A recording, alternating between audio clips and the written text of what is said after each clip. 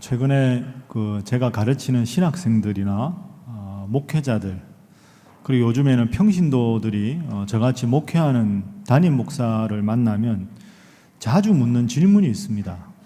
제일 많이 묻는 질문이 이런 질문입니다. 목사님의 목회 철학은 무엇입니까? 목사님의 목회 비전은 무엇입니까?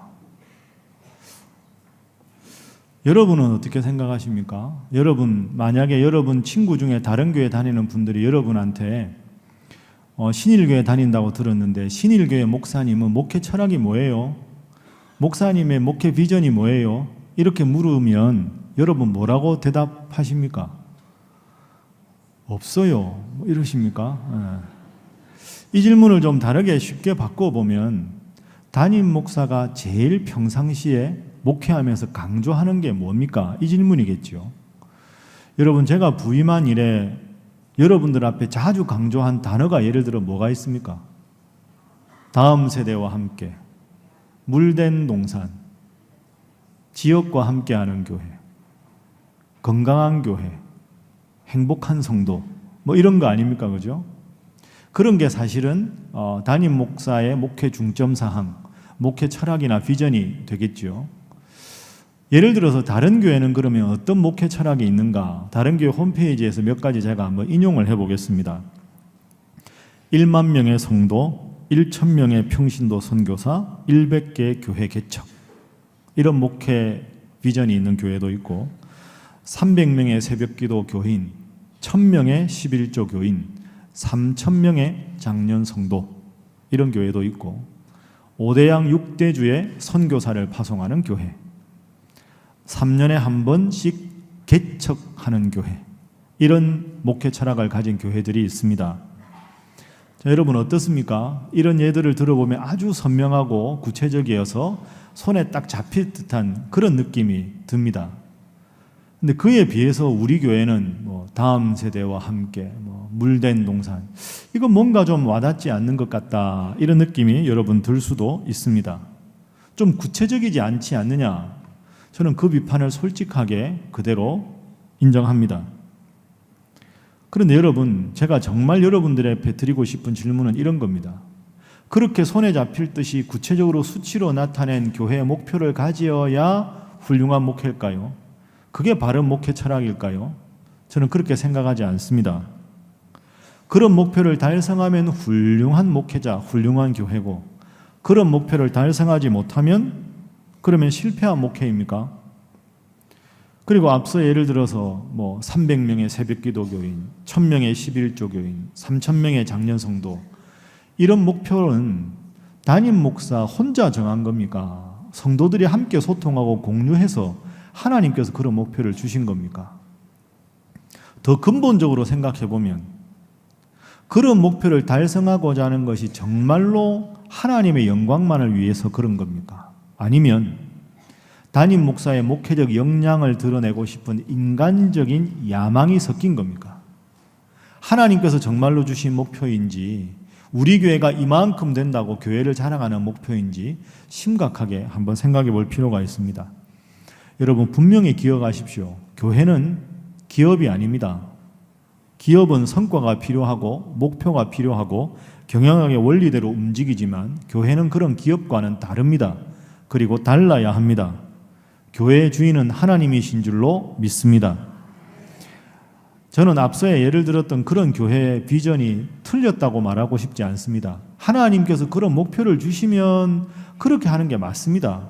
그런데 그 가능성을 부정하지 않지만 한 가지 기억할 것은 성경 어디를 보아도 앞서와 같이 그런 구체적인 수치를 교회 목표로 정하고 그 목표에 달성하기 위해서 연차적으로 계획을 세운 그런 교회는 성경에 존재하지 않는다는 거죠.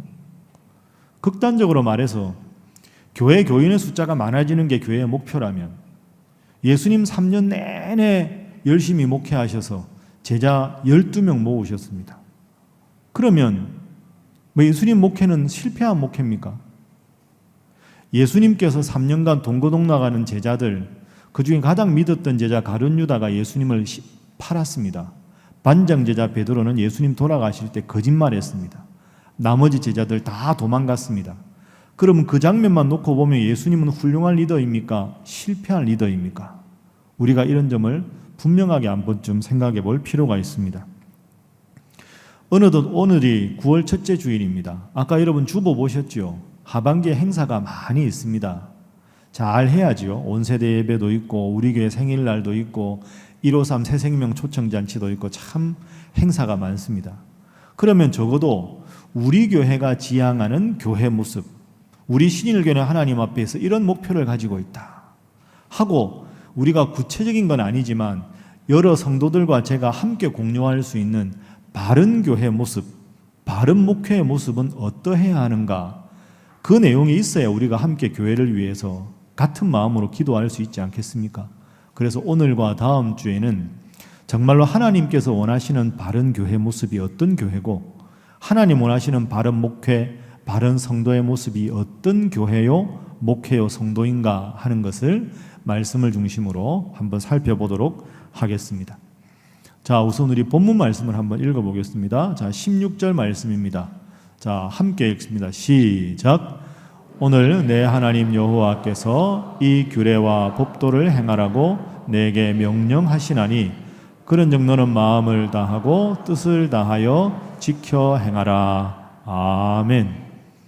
하나님께서 모세를 통해서 이스라엘 백성들 앞에 내가 너희에게 명령한 모든 명령과 규례를 지켜 행하라 이렇게 말씀하셨습니다.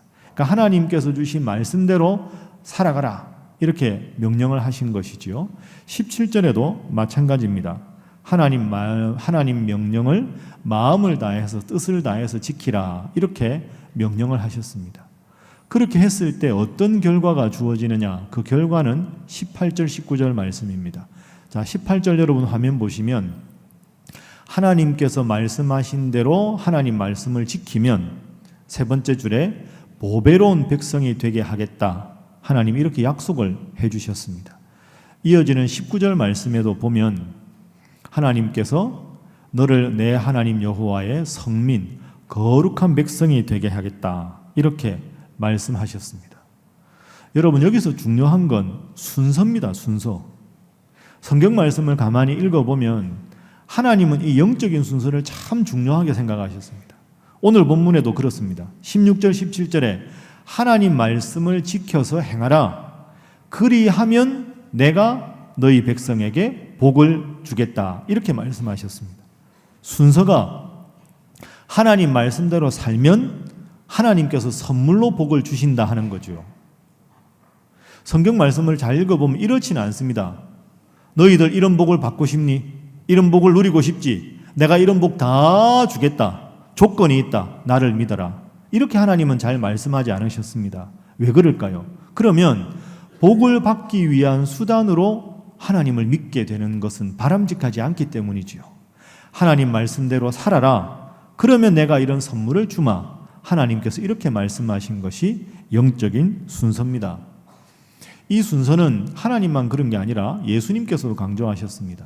우리가 잘 아는 본문 예를 들어 볼까요? 마태복음 6장 33절 다 외우시지요. 화면을 먼저 띄웠으니까 함께 한번 읽어보겠습니다. 시작. 그런즉 너희는 먼저 그의 나라와 그의 의를 구하라. 그리하면 이 모든 것을 너희에게 더하시리라. 아멘. 먼저 하나님 나라와 하나님 의를 구하면 구하지 않은 모든 의식주의 넉넉함을 너희에게 주겠다. 그러니까 하나님의 말씀대로 사는 것이 먼저고 우리가 복받는 건 자연스러운 하나님의 선물인 거죠. 우리가 늘 외우는 주기도문도 한번 생각해 보십시오. 예수님께서 친히 가르쳐 주신 기도인데요. 그 주기도문에 보면 하늘에 계신 우리 아버지 하나님을 부른 다음에 하나님의 이름을 거룩하게, 하나님의 나라가 임하며 하나님의 뜻이 이루어지기를 바랍니다. 하나님을 향해서 먼저 기도하고 그 다음이 오늘 우리에게 일용할 양식을 주시고 우리의 죄를 용서해 주시고 우리를 시험에 들지 말고 악에서 구해 주십시오. 하나님을 향한 기도가 먼저고 그 다음에 우리의 삶을 향한 그런 기도가 되는 거죠. 그러니까 여러분 제가 처음에 질문드린 교회도 똑같습니다. 하나님, 우리가 이렇게 구체적인 목표를 정했습니다. 이 목표대로 달성하면 복 주십시오. 이게 아닙니다. 내 뜻이 먼저 되는 게 아니라 하나님께서 원하시는 교회가 어떤 교회입니까? 하나님께서 원하시는 성도의 모습이 어떤 모습입니까? 그 모습을 저희가 닮아가겠습니다. 노력하겠습니다. 그게 먼저 바로 서면 하나님께서 교회에 복을 주시고 여러분의 삶에도 복을 주실 줄로 믿습니다. 그게 영적인 순서입니다. 그 순서가 어긋나면 실패가 되는 거죠. 자, 지금까지 말씀드린 걸 잠시 한번 요약을 해보겠습니다. 화면 보시죠. 본질적으로 먼저 할 일은 오늘 본문의 16절, 17절 하나님의 법도를 행하고 도를 지켜 행하라. 그래야 하면 선물로 주시는 것이 보배로운 백성이 되는 것, 하나님의 거룩한 성민이 되는 것. 교회에 적용을 해보면 하나님 보시기에 좋은 교회, 좋은 성도가 되려고 노력하면 하나님은 그에 따라서 자연스럽게 선물로 교회와 성도들에게 복을 주신다 하는 것이죠. 자, 이상의 이런 영적인 순서를 기억하면서 그럼에도 불구하고 우리가 그러면 어떻게 하면 하나님 원하시는 교회 모습을 이룰 것인가? 어떻게 하면 하나님 원하시는 성도의 모습을 이룰 것인가? 저는 그렇게 생각합니다. 담임 목사가 모든 계획과 실질적인 내용을 다 채우고 여러분 저를 따라오십시오가 아니라 성경에서 원하는 교회의 바람직한 모습을 정하고 여러분과 공감하고 그 내용은 하나님께서 신앙생활을 하면서 보여주시는 대로 순리대로 채우면 되는 거죠. 그런 면에서 우리가 함께 우리 교회를 생각할 때 꼭 공유해야 되는 기본적인 틀거리에 해당되는 목회 철학의 기본 내용을 오늘은 여러분들에게 소개하도록 하겠습니다. 자, 우리 신일교회가 왜 존재하는가? 교회의 목표, 목회의 목표입니다. 여러분 이미 잘 알고 있는 내용이지만 꼭 기억하셔야 합니다. 한번 따라 하시지요. 건강한 교회, 행복한 성도. 다시 합니다. 건강한 교회, 행복한 성도. 여러분 이겁니다. 이게 제가 신일교회 앞으로 사역하는 내내 제가 기도할 제목이고 여러분이 교회를 위해서 기도할 제목입니다. 앞서 말씀드린 대로 신일교회는 목회 철학이 뭐냐 누가 물으시면 우리는 건강한 신일교회가 되고 건강한 신일교회가 되어서 행복한 성도가 되는 게 우리 모든 교인들의 바람입니다. 이렇게 대답하면 그게 성경적인 바른 대답입니다. 자, 그러면 건강한 교회부터 한번 생각을 해보겠습니다. 여러분, 교회는 다 같은 교회인데 어떤 교회가 건강한 교회일까요? 건강하지 않은 교회도 있나요? 자, 그럼 건강한 교회 한번 생각해 보겠습니다. 제가 한 4주 정도 전에 정밀 건강검진을 한번 받아봤습니다. 몸이 어떤가 한번 여러분들도 다 그런 경험이 있으실 겁니다. 건강검진을 왜 받을까요? 한번 생각해 보면 건강검진을 쭉 받아보면 내 몸에서 여전히 건강한 곳이 있고 앞으로 조금 허약해질 가능성이 있는 지금 당장 약을 먹든지 식이요법을 하든지 운동을 해서 보완해야 될 곳이 있습니다. 그러니까 건강검진의 목적은 내 현 상태를 정확하게 파악을 해서 건강한 곳은 계속 건강하게, 건강하지 않고 허약한 것은 약이나 식이요법을 통해서 운동을 통해서 치료를 하는 거죠. 그리고는 또 한참 지난 다음에 다시 체크를 해서 그 상황이 어떻게 변화되었는지를 줄곧 계속 체크하다 보면 몸의 건강을 제대로 유지할 수 있겠지요. 그게 우리가 건강검진하는 목표 아닙니까? 몸이 건강해지려면 필수 영양소가 있어야 됩니다. 어릴 때 배운 대로 탄수화물, 지방, 단백질 이런 거 필요하고요. 비타민도 필요하고 그 다음에 칼슘, 철분, 미네랄 이런 게 필요하겠죠. 단백질이 몸에 필요하다 그래서 단백질만 잔뜩 먹으면 어리석은 거죠. 비타민만 필요한 게 아닌데 비타민만 잔뜩 섭취하게 되면 영양 편식이 되고 영양 불균형이 올 수밖에 없습니다. 똑같습니다. 교회도 몸에 비유해서 유기체라고 생각하면 교회가 교회로 설 수 있는 교회 건강의 필수적인 요소가 성경적으로 5가지가 있습니다. 이 5가지 사명을 잘 감당해야 건강한 교회라고 할 수 있습니다. 이 5가지 뭡니까? 첫 번째 뭘까요? 아주 과묵하시군요. 다 배웠는데 따라하겠습니다. 예배. 두 번째 뭡니까? 또 웃으시는군요. 따라하기. 교육. 따라합니다. 선교. 교제. 봉사 다 외우셨죠? 교회 수준이 있으니까 이런 거 외우셔야 됩니다. 성경적으로 보면 교회가 이 5가지가 반드시 필요한 요소가 있는데 예배, 교육, 선교, 교제, 봉사 이 5가지입니다. 그러니까 사실은 건강한 교회는 이 5가지를 잘 실천하고 부족한 부분을 보완해 나가면 건강한 교회가 되는 거죠. 건강하면 아이는 성장하게 되는 겁니다. 하나님 앞에서 이 5가지에 충실하면 건강한 교회가 되고 교회가 하나님 앞에 바로 설 수밖에 없는 거지요. 그래서 여러분, 우리 교회는 선교 지향적인 교회다 해서 4가지 요소를 빼고 선교에만 집중하거나 우리 교회는 이웃을 위해서만 한다고 그 사역만 집중하는 것, 그것은 특별한 교회는 될 수 있지만 건강한 교회라고 말하기는 어렵습니다. 이 5가지 요소가 잘 조화되어야 건강한 교회지요. 자, 화면 한번 보겠습니다. 그래서 여러분 앞으로 제가 여러분들하고 함께 신앙생활을 하면서 우리 신일교회 목회 철학은 저 한 그림으로 소개할 수 있습니다. 예배가 중앙에 있고요. 교육, 선교, 봉사, 교제 이 5가지인데요. 예배는 늘 강조하고 교육은, 선교는, 봉사는, 교제는 2년 단위로 강조합니다. 여러분 올해 우리 교회 표어가 뭡니까? 다음 세대와 함께하는 교회 아닙니까? 왜? 올해하고 내년은 교육 중심의 해입니다. 그래서 내년까지는 주제가 교육입니다. 그래서 우리 교회 교회학교 프로그램에서 보완해야 될 거 보완하고 장기적인 계획을 세울 거 세우고 예산이 필요하면 예산을 중점적으로 지원하고 그래서 교육 부서를 활성화하는 것이 올해와 내년의 목회 중점이지요. 그리고 2년이 지나면 선교라는 주제로 2년을 보완하고 그 다음에 지역봉사, 그 다음 교제 이렇게 한 다음에 중간에 또 전체적으로 한번 평가를 하고 다시 시대의 변화에 맞추어서 교육, 선교, 봉사, 교제 이 주제를 계속 변화하면서 시대의 변화에 맞게 저 본질을 어떻게 적용할까를 고민하는 것, 그게 목회고 그걸 위해서 함께 한 마음으로 기도하는 것이 교회를 위한 기도입니다. 여러분 앞으로 우리 신일교회가 건강한 교회가 될 수 있도록 이 5가지를 기억하고 늘 기도하시는 분들 다 되어주시기를 주님 이름으로 부탁합니다. 자, 아멘 하셨으니까 옆에 분들과 인사 한번 하겠습니다. 건강한 교회를 위해서 기도하시기 바랍니다.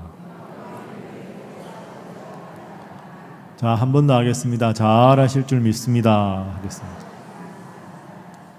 자, 건강한 교회 말고 두 번째 뭐였죠? 행복한 성도입니다. 따라합니다. 행복한 성도. 여러분 행복하십니까? 반응이 이래서 되겠습니까? 여러분 행복하십니까? 아멘. 교회가 건강하면 행복한 거죠. 여러분 그 스포츠 용품 중에서 메이커 중에 아식스라고 있습니다. 아식스 들어보셨죠? 뭐 운동화도 많고 티셔츠도 있고 아식스가 아식스라는 단어가 원래 라틴어 속담의 머리 글자입니다. 아니마 사나 인 코르포레 사노 이게 이제 ASICS 저게 영어로 하면 A sound mind in a sound body 건강한 신체, 건강한 정신이 깃든다 하는 라틴어 속담의 머리 글자를 따서 아식스라고 만든 거죠. 근데 저 표현이 참 적절한 표현이죠. 몸이 건강해야 정신적으로 건강해지고요. 정신적으로 건강해져야 영적으로도 건강한 겁니다. 교회도 마찬가지죠. 교회가 하나님 앞에 건강해지면 성도도 건강해지고 행복해지는 줄로 믿습니다. 여러분 이게 참 중요합니다. 제가 오늘 본문 설명할 때도 말씀드렸는데 순서가 중요하죠. 교회의 첫 번째 목표는 행복한 성도가 아닙니다. 건강한 교회가 되는 것. 하나님 보시기에 건강한 교회가 되면 하나님께서 선물로 주시는 것이 행복인 줄로 믿습니다. 이게 뒤집어져서 행복한 성도가 되는 게 우선순위가 되면 건강한 교회가 될 수가 없습니다. 예를 들어 보지요. 여러분 한번 기억해 보십시오. 교회를 배로 비유하자면 교회는 전투함에 가깝습니까? 초호화 여객선인 크루즈에 가깝습니까? 전투함에 가까워요? 크루즈에 가까워요? 전투함에 가깝습니다. 제가 3년 전에 설교했는데 기억하시지요? 교회는 전투함에 가깝습니다. 왜냐하면 이 땅에서 하나님 믿는 사람들을 교회로 인도해서 하나님께로 인도해야 되는 거죠. 전투함의 목적은 전투에서 승리하는 거 아닙니까? 지옥에 갈 영혼들을 하나님께로 인도해서 하나님께로, 하나님 나라로 인도하는 전투함이 교회입니다. 그래서 전투함의 첫 번째 지상 과제는 전투함에 승선한 장병들의 복지가 아닙니다. 장병들의 복지보다 더 중요한 건 전투에서 승리하고 구원하는 것이 목표인 거죠. 여러분, 이게 참 중요합니다. 그런데 크루즈는 타보셨나요? 조용하시군요. 저나 여러분이나 크루즈 안 타봤지만 크루즈는 초호화 여객선 아닙니까? 거기는 아주 쇼도 많고요. 큰 배는 그 안에 풀장도 있고 그 안에 테니스장도 있고 식사도 있고 아주 아름답고 즐거운 공연도 많습니다. 왜 그럴까요? 초호화 여객선 크루즈의 첫 번째 우선순위는 그 타고 있는 여객선의 승객들의 행복과 즐거움이거든요. 이걸 교회로 적용하면 교회는 크루즈가 아닙니다. 교인들끼리 모인 분들끼리 행복하게 지내고 이 안에서만 즐겁게 지내는 거 교회의 목표가 아닙니다. 교회는 건강해지는 거죠. 전투함에 가깝습니다. 그래서 지역을 돕기 위해서, 이웃을 섬기기 위해서 교회가 다소 불편하더라도 그 불편을 기쁨으로 감수할 수 있는 성도, 그게 건강한 교회고 건강한 성도인 줄로 믿습니다. 그게 바로 오늘 본문의 내용입니다. 사랑하는 여러분, 행복한 성도가 중요한 게 아니라 건강한 교회가 되면 우리 모두 행복합니다. 앞으로도 우리 교회가 건강한 교회가 되고 여러분 모두가 행복한 성도 다 되시기를 주님 이름으로 축복합니다. 자, 옆에 분들과 인사하겠습니다. 건강한 교회를 위해서 기도하시기 바랍니다. 한 번 더 하겠습니다. 행복한 성도 되시기 바랍니다. 자, 그럼 한 가지만 더 정리를 해보겠습니다. 어떻게 하면 우리가 건강한 교회가 될 수 있을까? 어떻게 하면 우리가 주님 안에서 행복한 성도가 될 수 있을까? 그걸 구현하기 위한 가장 중요한 게 무엇인가? 그게 바로 하나님의 말씀입니다. 건강한 교회, 행복한 성도가 되기 위해서 우리가 늘 기도하고 노력해야 될 것은 말씀 중심의 삶. 자, 한번 따라 하시죠. 말씀과 함께, 말씀 속으로. 여러분, 말씀과 함께는 제가 강조하지 않아도 다 알고 계시지요. 말씀과 함께 열심히 하고 계십니까? 열심히 하셔야 합니다. 이제 내일부터 새로 이제 여호수아가 시작됩니다. 가을은 독서의 계절입니다. 한여름에 조금 쉬셨더라도 심기일전하셔서 내일부터 하나님 말씀 매일 읽으시고 그 말씀 따라 살아가시기를 주님 이름으로 부탁합니다. 성경 말씀은 우리가 늘 먹는 밥과 같다고 생각합니다. 하루 세 끼 항상 밥을 먹어야 우리 몸이 건강을 유지하는 것처럼 하나님 말씀을 읽고 깨닫고 깨달은 말씀을 삶 속에 실천해야 우리의 영혼이 자라고 건강해지지 않겠습니까? 그런데 최소한으로 하나님 말씀 읽는 것조차 우리가 등한시한다면 우리가 어떻게 하나님 앞에 건강한 교회로 그리고 행복한 성도로 바로 설 수가 있겠습니까? 거듭 말씀드립니다. 내일부터 말씀과 함께 새롭게 시작하시기를 주님 이름으로 부탁합니다. 이 정도 가지고 안 되겠죠? 다시 한번 하겠습니다. 주님 이름으로 부탁합니다. 옆에 분들과 악수하겠습니다. 말씀만 하지 마시기 바랍니다. 제가 여러분들 앞에 책을 하나 보여드릴 게 있습니다.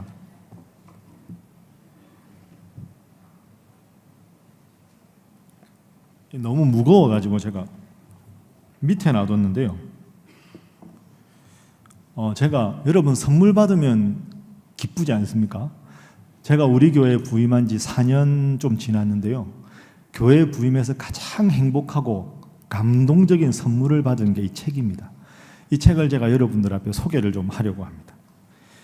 보여드리면 좋겠는데 이게 멀어가지고 이게 뭐냐 하면요.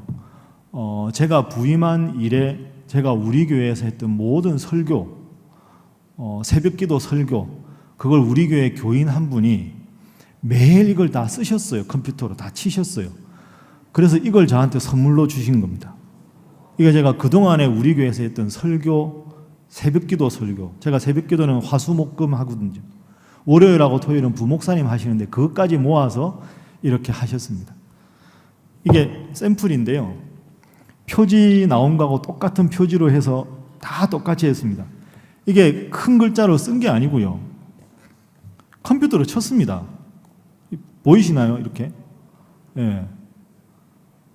이게 제가 깜짝 놀랐습니다. 제가 주일날 설교하면 A4지로 보통 9장에서 10장 정도 사이 쓰는데요.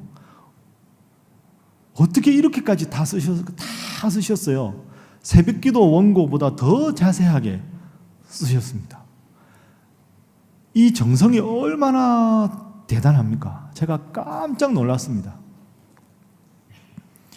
제가 이걸 제 목양실에서 보는데요. 진짜 가슴이 뭉클하더라고요. 담임 목사도 이렇게 감동하는데 하나님 앞에 이걸 늘 받아 쓰는 그분을 보시고 하나님은 얼마나 감동하셨을까 싶습니다. 누군지 궁금하시죠? 안 알려드립니다. 근데 여러분 생각해 보십시오. 이런 분도 있는데 여러분 다 이렇게 하라는 건 아니지만 함께 신앙생활하는데 함께 말씀을 듣는데 이런 마음으로 신앙생활하는 분, 이분이 지금 상황이 어떨지 모르지만 하나님께서 이런 성도를 어떻게 복을 안 주실 수가 있겠습니까? 여러분 그렇다고 오늘부터 다 받아 쓰시지 않아도 하나님 여러분 사랑하시고 저도 여러분 사랑하는데 선한 자극은 받으셔야 하지 않겠습니까?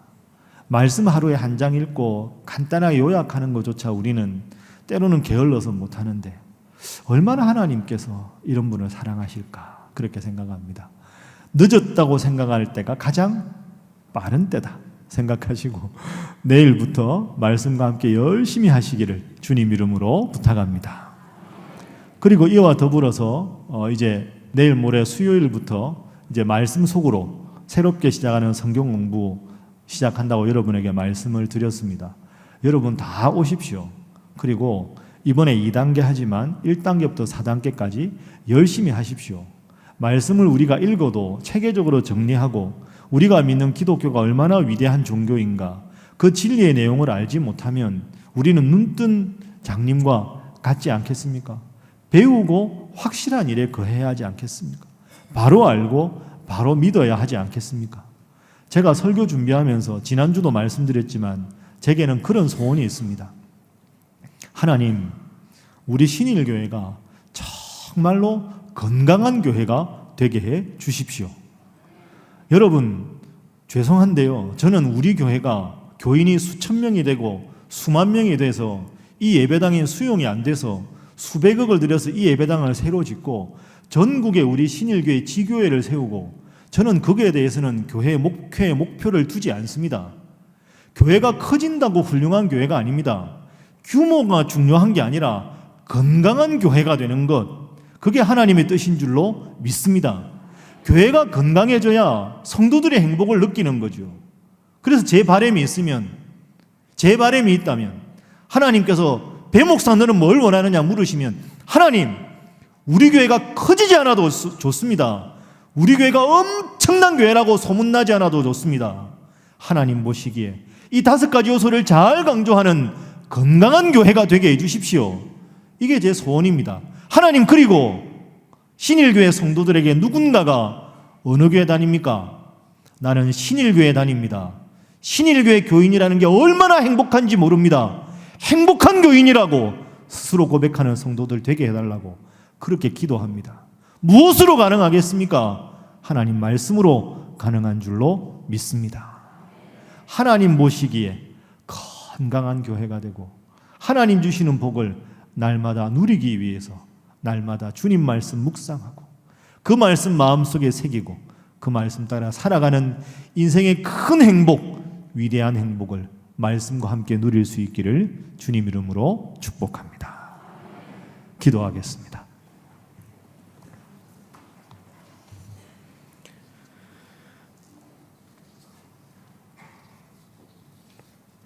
우리 신일교회 주인이신 하나님, 참으로 감사합니다. 수많은 교회들 중에 하나인 우리 신일교회지만 주님, 주님께 칭찬받는 그런 교회가 되고 싶습니다. 주님, 저희를 지키시고 인도하여 주옵소서. 하나님, 교회 역사의 길이보다 주님 사랑의 깊이로 주님께 인정받는 신일교회 되게 하여 주옵소서.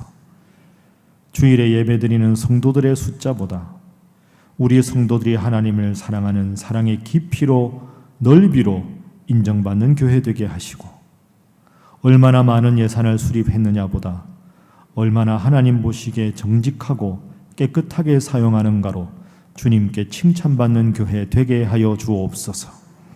하나님, 주위의 다른 교회 교인들에게 칭찬받는 교회보다 하나님을 아직 모르는 이웃에게 더 칭찬받는 교회가 되게 하시고, 하나님 앞에서 건강한 교회, 성도들이 행복해하는 교회, 이웃이 더 칭찬하는 교회, 다음 세대 아이들이 자랑스러워하는 우리 신일교회 되게 하여 주옵소서. 주님, 겸손히 주님의 말씀에 귀 기울여 치우침이 없는 바른 걸음으로 묵묵히 교회의 본질에 충실한 교회 되도록 저희를 지키시고 인도하여 주옵소서. 예수님의 이름으로 기도하옵나이다. 아멘.